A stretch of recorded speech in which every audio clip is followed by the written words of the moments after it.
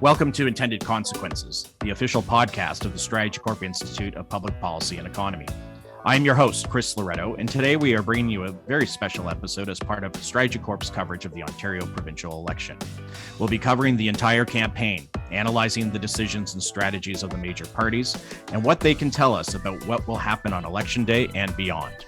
Today, we are joined by two of Strategycorp's very own public affairs strategists, Gary Keller and Kelly Baker.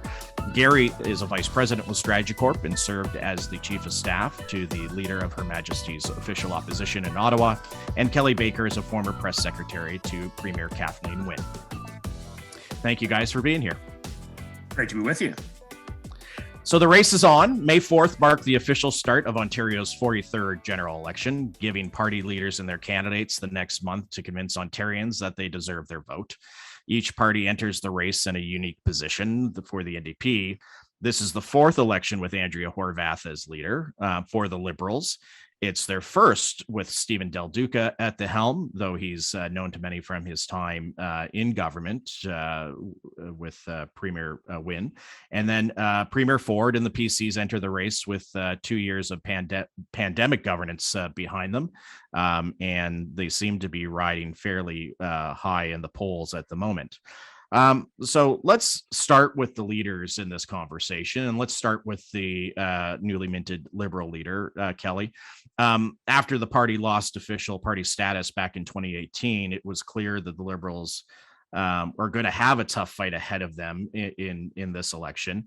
What do you think is going to be the key for Del Duca and his team to gain momentum in the upcoming weeks? Yeah, thanks, Chris. So there's no doubt the Liberals and Stephen Del Duca have a lot of work to do. They only have 7 seats. So certainly a lot of work to do to regain some of those seats that they lost in the last election, particularly in the 416 and 905. And recently, what I think we've seen the Liberals trying to do is really introduce Stephen Del Duca to voters. As you mentioned, he is sort of, I think, more well-known in government circles.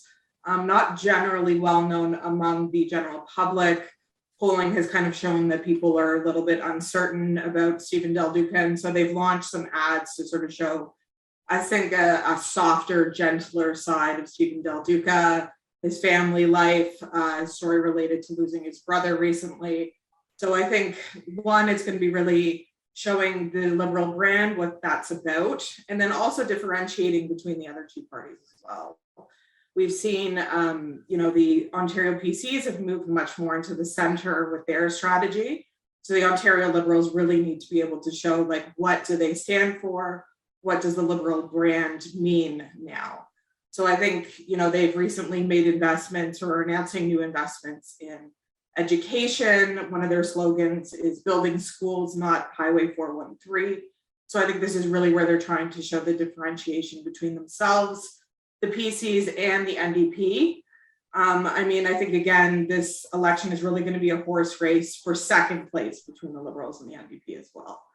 So again, they need to be regaining some of those seats, probably in the 416, the 905, and I think also the Ottawa region, where they lost a number of seats in the last election.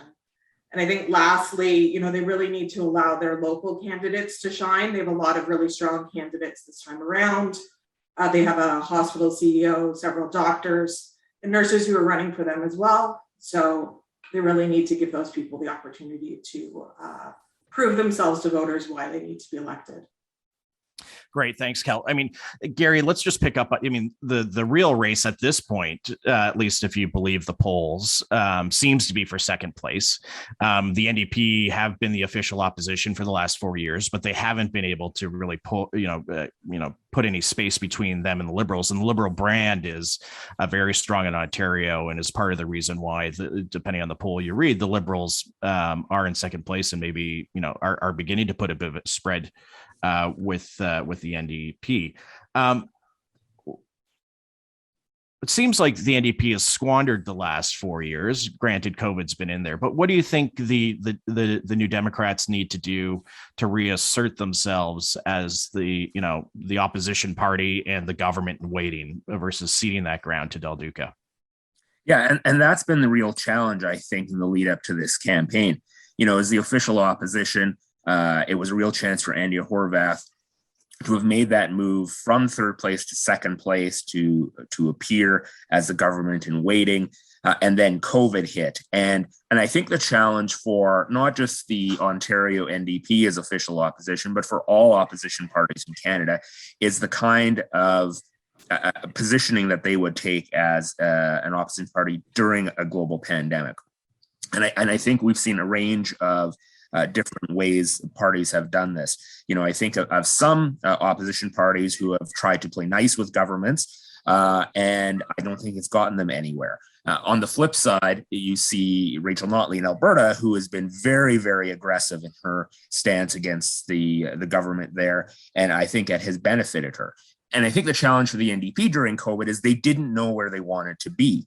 For sometimes it was all about Doug Ford is a bad person and he's the cause of all this trouble in Ontario. And then other times it was a different message. And so I don't think they've necessarily had a clear a defining message, coupled with the fact that, as pointed out, the Liberal brand is still has a lot of cachet in parts of Ontario, and trying to supersede that is always going to be a challenge. I think the challenge again for the NDP in this race is, where does their growth lie if they want to see themselves form a government? And in the last election, they benefited a lot from three-way splits, or Liberal vote just saying, I couldn't vote for Kathleen Wynne again. I'm moving. I'll vote for the NDP this time. I couldn't vote for Doug Ford either, so I'll go NDP this time. How do they hold on to these votes? So, if the NDP have done their homework over the especially last year, getting ready for the election, it's a case of, have they done the homework to get out the vote, identify their vote, and motivate that vote to get out, to not just hold their seats and maybe pick up a few seats. But the challenge for both the Liberals and New Democrats is, who is going to be that party that pulls away and separates a bit from the other one to be the legitimate challenger to the Ford government? Because as it currently stands, if they are neck and neck, they're going to split each other's votes. And that's exactly what Doug Ford would like on his way to a majority government. That's how Doug Ford gets another majority government, is ensuring that split stays fairly solid. And so the electoral math is difficult for Andrea Horwath and the NDP. It may even be harder than the electoral math for the Liberals to at least stage a comeback to go from third to second, if not getting to first place. So it is not easy for Andrea Horwath and the NDP, but they do have that ability to use their stance as the official opposition and claim that they have been the real opposition to Doug Ford over the last 4 years. Of course, it's early days yet. We'll see where the debates go. We'll see how the ground war and the ad war goes, and that is going to be a really interesting battle. Is that battle amongst opposition parties to put themselves out to say, I am the true opponent to Doug Ford. So, Kelly, I know we're spending a lot of time on the opposition parties right now, but I really do believe that the campaign really won't start until that battle is settled, if it does get settled. What is the Liberal team doing to try to drive that initial differentiation with the NDP, to try to drive progressive voters to them? In order for them to make the case that they're the ones who can beat the current government. Yeah, and I think we see the Liberals kind of going back to what they would define as their core values. So they've had a lot of recent education announcements recently. I think a lot of parents in particular in the province are pretty unhappy with how the Doug Ford government in particular handled the pandemic, the fact that schools were closed and kids were out of school for almost 2 years. So I think they're picking up on sort of that anger among families and trying to bring people back into the Liberal fold. From where I sit as well, I think it's a little bit unclear in terms of exactly what the NDP has accomplished as the official opposition. And I would also be trying to sort of drive that in terms of, what has Andrea Horwath and the NDP done for you? And again, I think the Liberals have a lot to offer on the healthcare side, just given the slate of candidates that they have with their expertise in healthcare. Like I said, several doctors, a hospital CEO. I think that shows that there's a lot of people in the healthcare sector in particular that are pretty unhappy with how Doug Ford handled the pandemic. So I think, that anger against the PCs is something they kind of have to latch onto and show how they are a viable alternative to both the PC government and the NDP. And, again, like I said, showing their core values in terms of investing in healthcare, investing in education, investing in transit, mental health, the environment. So I think they're trying to latch onto areas where, the PCs and both the NDP haven't been able to fill that void and show that, they are the ones with the most progressive policies in the province. Thanks, Kelly. So let's turn our attention to the Tories and to Doug Ford. Again, depending on the polls you look at, the Tories have a lead, and in some cases, a comfortable lead. The budget didn't, which is serving as the party's platform, seemed to go over fairly well. I think the government did a pretty good job of, reducing the number of threads that are available out there for the opposition parties or for other stakeholders to pull at. Gary, for this election, what does Ford need to do? And what do the Tories need to do to kind of sustain that momentum to election day or sustain that lead? And another question is there anything the Tories could be doing to keep the scrap for second place going longer and actually never transitioning to there being a winner in a kind of a natural opposition for people to coalesce around to defeat the government? Yeah, and that is a great question. Is the second half of that is, if Liberals and New Democrats are fighting over the spoils of second place, that's exactly what Doug Ford wants.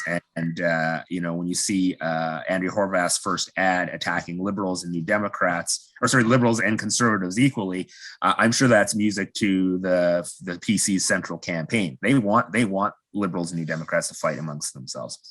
Look, the budget was, of course, it's the platform. It is the exact kind of messaging that the Ford Tories want to hit on. The slogan of "Get it done."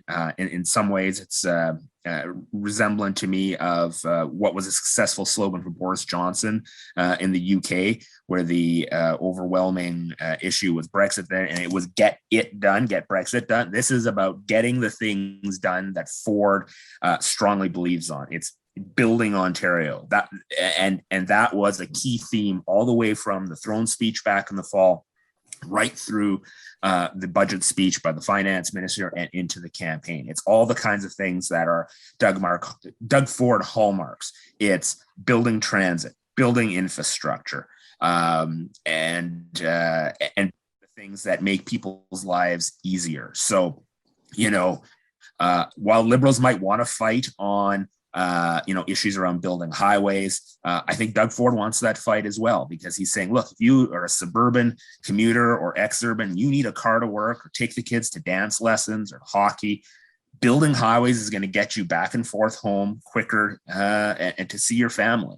And if you're urban or suburban, the kind of talk about expanding GO train service. He was just out this morning talking about expansion of GOs to Bowmanville and Durham region. That might be music to your ears. He's also talked about, massive expansion of transit across the greater Golden Horseshoe.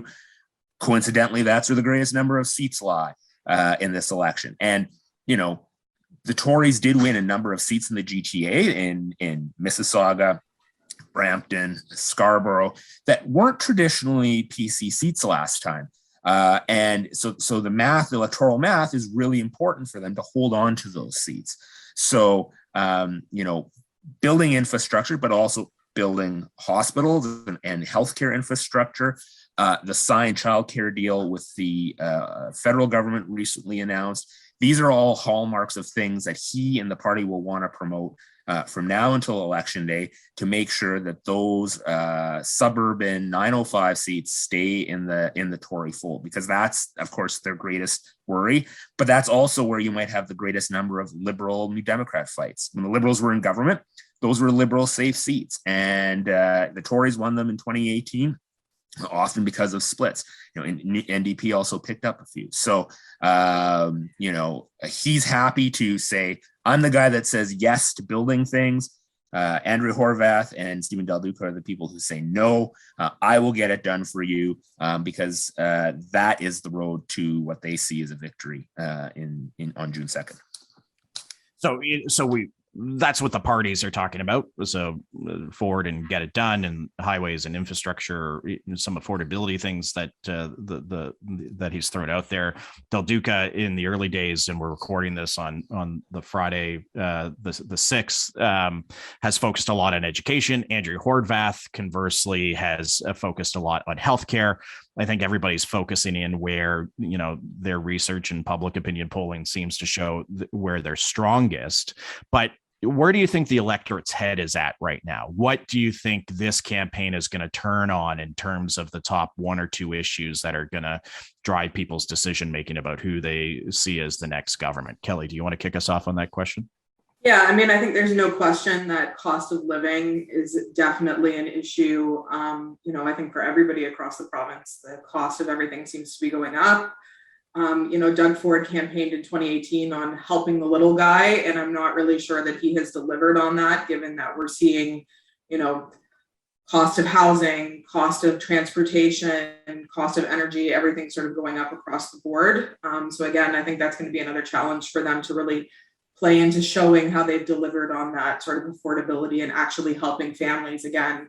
Like I said, I know a lot of families still quite unhappy about, like I said, the schools being closed. So I think both the Liberals and the NDP are going to try to tap into that. And the other thing I think I'll just mention, like on the budget side as well, is when you look at the PC budget and a number of the things they announced this time around, they're actually things that the Ontario Liberals announced in their 2018 budget. So, more affordable childcare, more affordable access to medications, ensuring that people who don't have workplace insurance have access to insurance. So it's interesting to me that the PCs have actually borrowed a number of ideas from the Ontario Liberal Party, now including them in their platform. And again, I think, the Liberals need to be showing that in terms of, the differentiation from the PCs and both the NDP, because again, the PC government is trying to show themselves as being more progressive and certainly a lot more progressive conservative than they were in 2018. Like I said, the Liberals trying to perhaps maybe take some of those ideas back. I know that they're both proposing, the PCs and the Liberals, these portable benefits ideas for workers. And again, that was initially a Liberal idea. So something that, they need to regain some of that ground, I think, on some of those progressive policies that they had put forward a few years ago. Yeah, I'm glad you raised that, Kelly. It is interesting the way the Ford government has certainly taken some, what I would only assume were the Liberal and NDP war rooms assumptions were going to be wedge issues. They took some of those things off the table quite effectively, Gary. So what does it boil down to? What do you think what is the issue, or what are the issues that are really going to, turn this election in favor of one party or the other? Yeah, and I think for starters, I think it's fair to say that the Doug Ford of 2018 would, in some ways, not recognize the Doug Ford of 2022, and that's just part of that is the reality of COVID and the requirement for COVID spending, coupled with the fact that there is, I think, a wider acceptance amongst the sort of wider population, not the hardcore partisans who fight about these things and demand balanced budgets, but the wider population of an acceptance of some form of government spending. Now that's going to come to an end at some point. That's going to wane off. And I think the current government has, they've even behind the scenes started thinking and talking about that. Even in the budget, there was talk of, our deficit is a lot less than we had expected.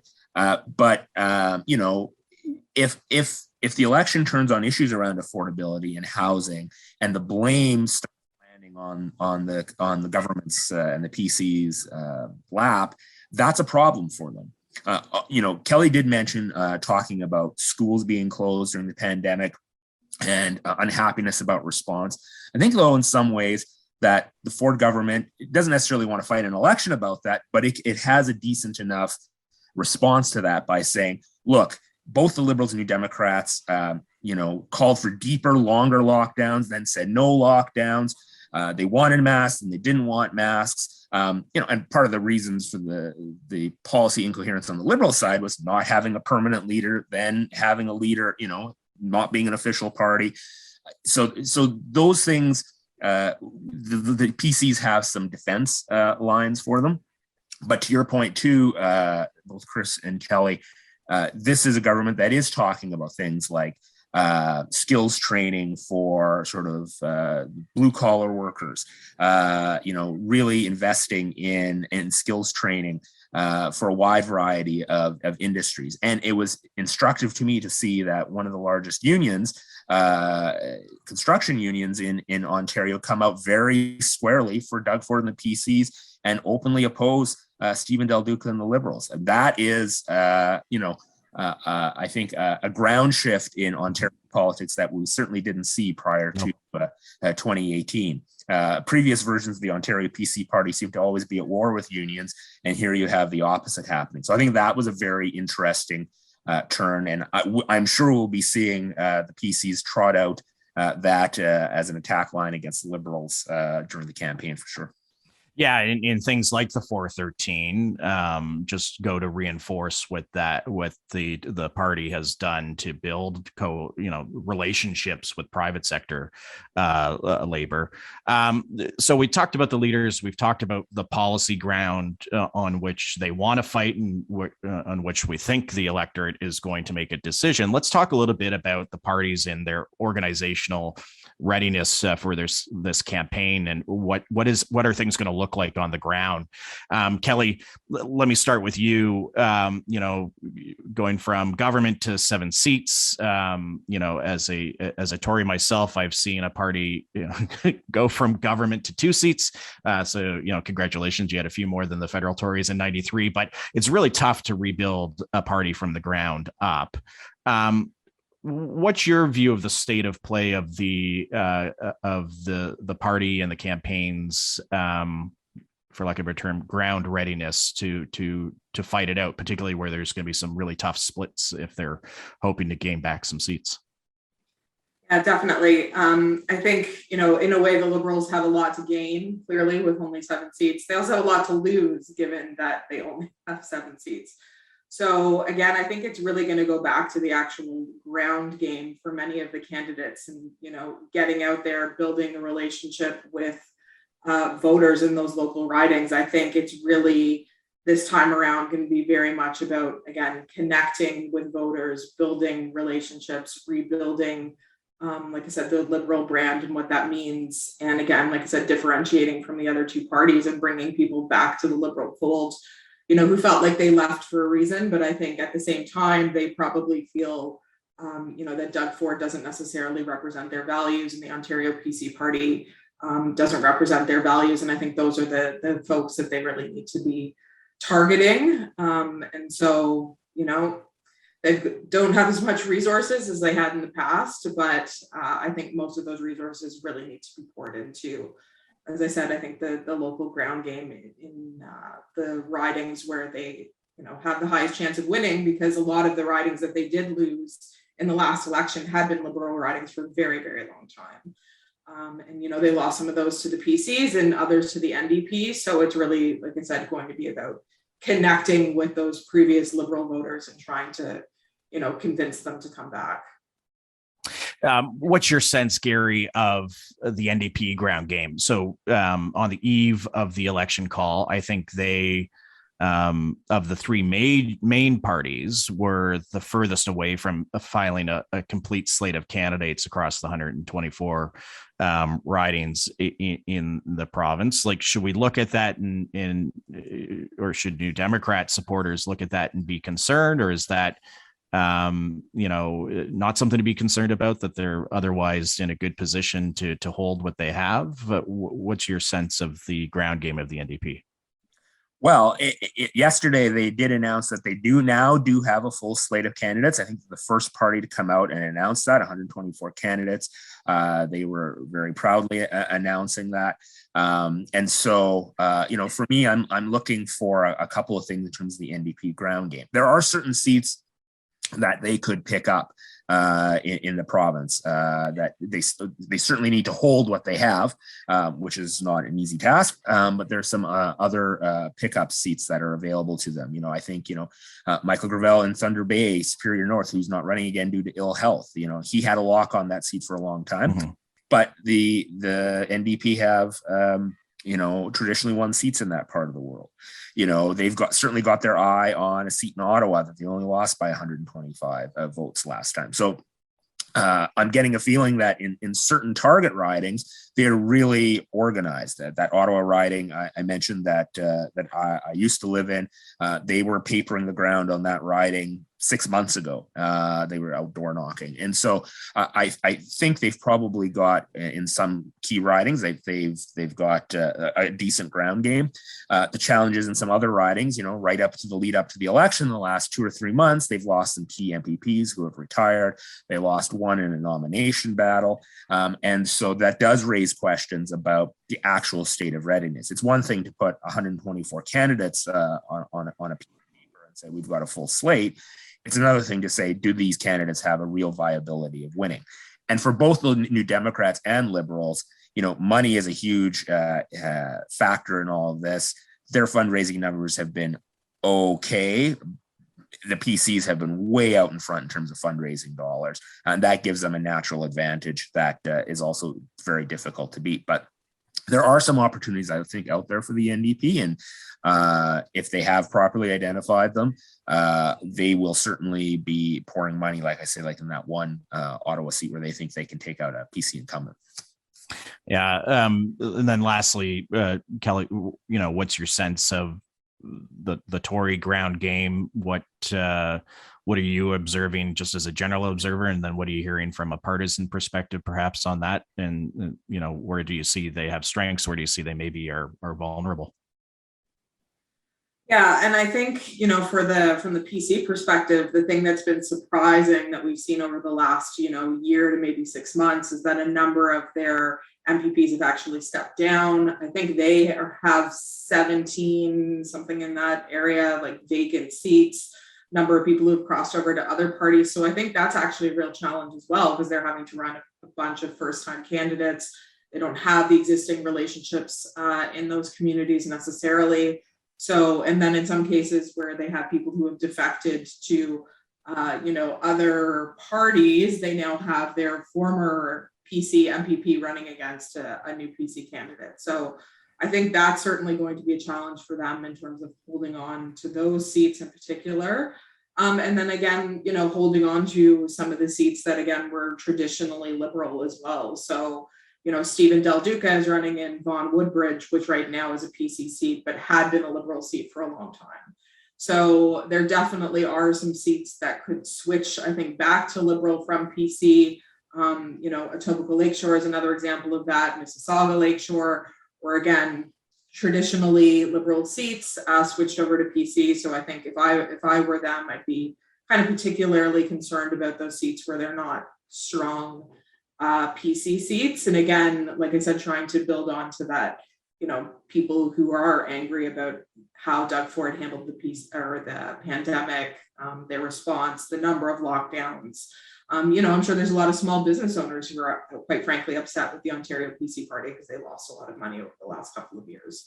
So certainly, I think just tapping into that, like I said, the anger, those people who feel like, the Ontario PC Party doesn't relate to their values, I think that's going to be certainly a challenge for them. Great.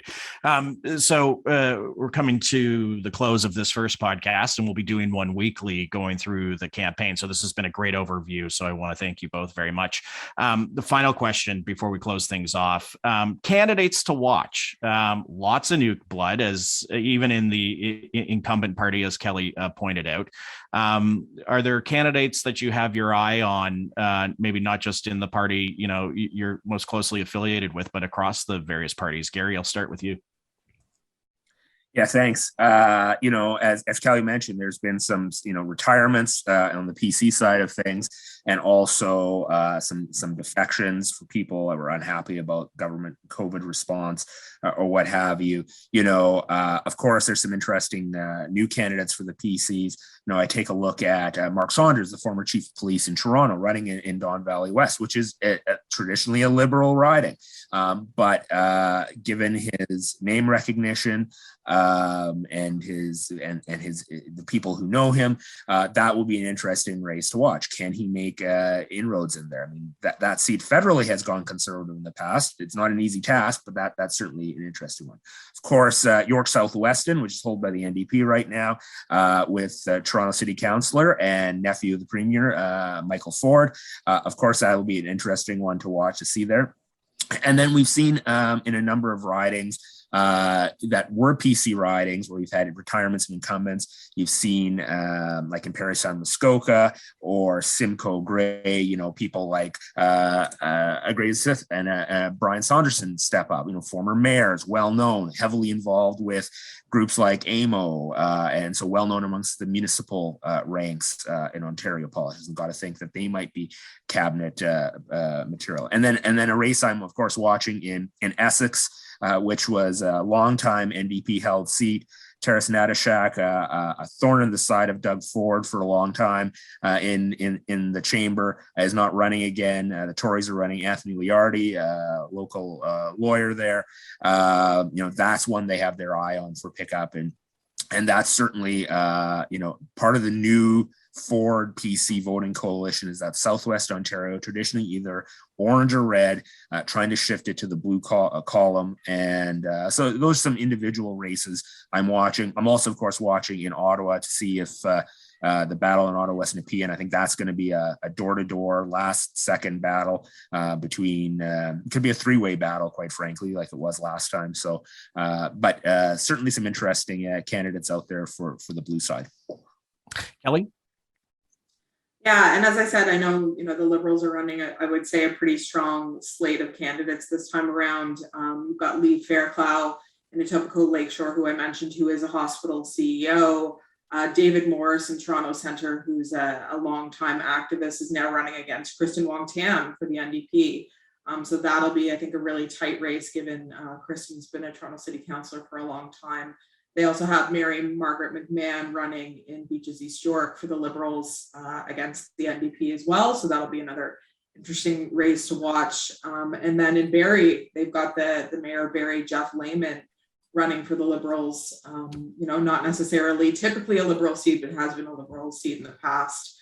And then Jeremy Watt in Nepean, who's running for the Liberals, who's a nurse. So I think even, outside of the core, like 905, 416 seats that I think a lot of people are expecting some change, there's some, pretty good candidates running, I think, across the province that where the Liberals could potentially pick up some seats from both the NDP and the PCs. So certainly, there will be some very tight 2- and 3-way races across the province for sure. Yeah, absolutely. And then for me, from the NDP perspective, you have Kristen Wong-Tam, who's leaving Toronto City Council to run as the NDP candidate in Toronto Centre. And that has also been traditionally a Liberal-held riding. It's also one with a strong LGBTQS population, so that'll be an interesting fight to see between the Liberal and the NDP candidates. The other one that intrigues me, and you mentioned Don Valley West, Gary, because Mark Saunders is there, but the NDP are running the Ontario's former child advocate Erwin Ellman there. It'd be interesting to see if he is able to bring a seat. I don't think the NDP have ever held, and maybe going back to the Ray days, I could be wrong. Actually, no, David Turnbull held that riding. He won that in 1990 when the NDP won the election. Then it'll be interesting to see how he performs. And then for the NDP, obviously, trying to replace some incumbents like in Essex, trying to regain some seats in the north that they've lost to the Tories, like Kenora Rainy River, where you have Minister Rickford, or Sault Ste. Marie, where you have Ross Romano, the Minister of Consumer and Government Services. It's going to be interesting to see how those candidates perform as well. So again, thank you very much for joining us. There's lots of campaign left. The first leaders debate is actually coming at us fairly quickly. I think it's at the Phenom conference in North Bay on May 10th. And there is a second debate scheduled on May 16th. And every day in between, the leaders and their candidates will face questions about why they deserve Ontarians' votes and why they should form the next government. So Strategycorp will have you covered every step of the way. Thank you to our panelists today for joining us. And thank you to our listeners for joining in.